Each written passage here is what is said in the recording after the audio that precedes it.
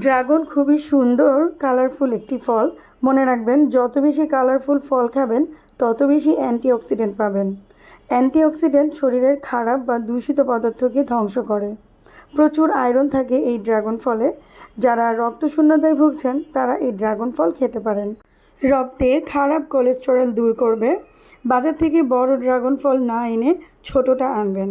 আমাদের শরীরে প্রচুর পরিমাণের ক্যান্সারের সেল থাকে।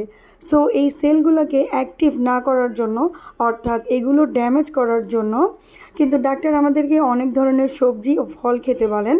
তার মধ্যে ড্রাগন ফল অন্যতম। ডায়াবেটিস রোগীদের জন্য অবশ্যই খাবারের তালিকায় একটা ড্রাগন ফল রাখা দরকার। এই ড্রাগন ফল দেখতে যেমন সুন্দর এবং কাটার পর এর ভিতরে ছোট ছোট বিচি থাকে, এটা দেখতে কিন্তু কালো জিরার মতো। ড্রাগন ফল তেমন সুস্বাদু না হলেও এর মধ্যে অনেক পুষ্টিগুণ রয়েছে।